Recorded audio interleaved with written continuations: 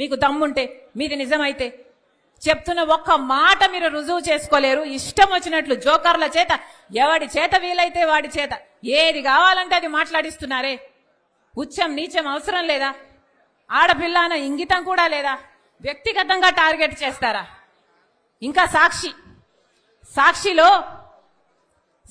అట ఇప్పుడు తెలంగాణలో నాతో కలిసి పనిచేసిన వాళ్లకు ఫోన్లు చేసి షర్మిలమ్మకు వ్యతిరేకంగా మీరు మాట్లాడితే మేము మీకు కవరేజ్ ఇస్తామని ఫోన్లు చేస్తున్నారు. వాళ్ళకు కవరేజ్ ఇస్తున్నారు. అక్కడ తెలంగాణ పార్టీలో నాతో కలిసి చేసిన వాళ్ళు మాకు ఫోన్లు చేసి అమ్మా మాకు ఇలా ఫోన్లు వస్తున్నాయి, మీరు వ్యతిరేకంగా మాకు చెప్తున్నారు. ఇంతగా దిగజారాలా రాజకీయాలు? ఇంతగా దిగరాల్సిన అవసరం ఉందా మీరు? ఏ సాక్షి? ఇదే సాక్షిలో ఏ సాక్షి అయితే ఇప్పుడు నా గురించి ఇంత దూషణలు చేస్తున్నారో, ఈ సోషల్ మీడియా అంతా ఇంతగా దూషిస్తున్నారో, ఇదే సాక్షిలో నాకు భాగం ఉంది. ఇదే సాక్షిలో జగన్మోహన్ రెడ్డి గారికి ఎంత భాగం ఉందో ఆయన బిడ్డ రాజశేఖర రెడ్డి బిడ్డకు కూడా అంతే భాగం ఉండాలని రాజశేఖర రెడ్డి గారు నిర్ణయించారు. ఇది రాజశేఖర రెడ్డి గారి నిర్ణయం. ఏ సాక్షిలో అయితే నాకు సమాన భాగం ఉందో అదే సాక్షిని వాడుకొని ఈ రోజు నా మీద వ్యతిరేకంగా మీరు ఇంత దూషిస్తారా? ఇంత ఘోరంగా వ్యవహరిస్తారా? ఇంత నీచంగా ప్రవర్తిస్తారా? ఇంత అవసరం ఉందా? ఇంత నీచానికి దిగజాల్సిన అవసరం ఉందా? ఈ రోజు వ్యక్తిగతంగా మాట్లాడాల్సిన అవసరం ఏముంది అని అడుగుతున్నా. నేను ఇష్యూల మీద మాట్లాడుతున్నా. మీరు స్పెషల్ స్టేటస్ కోసం ఎందుకు కొట్లాడలేదు అని నేను నిలదీస్తున్నా. మీరు పోలవరం కోసం ఎందుకు కొట్లాడలేదు, ఎందుకు తేలేదు అని నేను అడుగుతున్నా. బీజేపీతో మీకు దోస్తీ ఉంది, మీరు బానిసలుగా ఉన్నారు. మనకు రాజధాని ఏమైంది, మన బిడ్డలకు ఉద్యోగాలు ఏమైనాయి, కనీసం క్రాప్ ఇన్సూరెన్స్ కూడా ఎందుకు లేదు అని నేను ప్రశ్నిస్తుంటే ఒక్కసారైనా ఒక ఇష్యూ మీద మీరు సమాధానం చెప్పకుండా రోజుకొక జోకర్ చెప్పిస్తారు. అది మళ్ళీ సోషల్ మీడియాలో మొత్తం పబ్లిసిటీ ఇచ్చుకుంటారు. బుద్ధి, ఇంగితం, జ్ఞానం ఏదైనా ఉందా? ఇంత నీచానికి దిగజారాలా? విలువలు, విశ్వసనీయతలు అని పెద్ద పెద్ద మాటలు చెప్పారు కదా, మరి మీకు లేవా విలువలు, విశ్వసనీయతలు? ఆలోచన చేయాలి. తెలుగు ప్రజలు పిచ్చోళ్లు కాదు, అన్ని గమనిస్తున్నారు, అన్ని చూస్తున్నారు. నేను రాజశేఖర రెడ్డి బిడ్డను. పులి కడుపున పులే పుడుతుంది. రాజశేఖర రెడ్డి రక్తం నాలో ప్రవహిస్తుంది.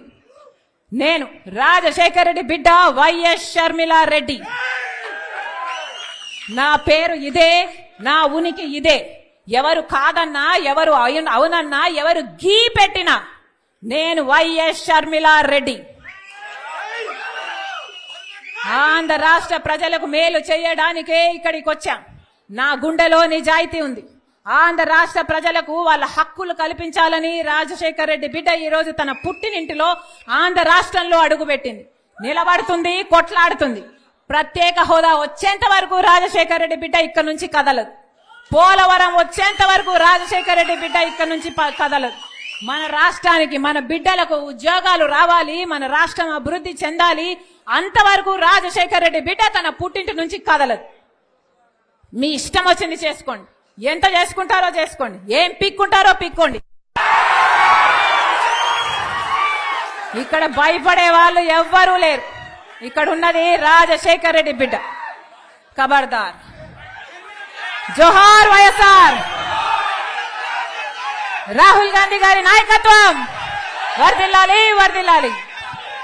రోజు కూడా ఇటువంటి వాళ్లకు కూడా సమాధానం ఇచ్చుకోవాల్సి రావటమే నిజంగా కలికాలం అంటే అని చెప్పి కూడా అనిపిస్తుంది. ఎందుకనంటే ప్రతి ఇంట్లో కూడా కనిపిస్తా ఉంది జరిగిన ఇంత మంచి. అయినా కూడా రోజు అబద్ధాలు, రోజు మోసాలు, రోజు ఈ మాదిరిగానే వాళ్ళు ఎక్కువ మంది వాళ్ళు ఉన్నారు కాబట్టి, వాళ్ళ వైపునే పత్రికలు ఉన్నాయి కాబట్టి, వాళ్ళ వైపునే టీవీ ఛానళ్ళన్నీ ఉన్నాయి కాబట్టి వాళ్ళు ఏమి చెప్పినా చెల్లుబాటు అవుతుంది అని చెప్పి వాళ్ళు రోజు అబద్ధాలతో వండించడం, ఆ అబద్ధాలతో వండించిన దానికి కూడా సమాధానాలు చెప్పుకోవాల్సిన పరిస్థితి అనంటే దీన్నే కలికాలము అని అంటే.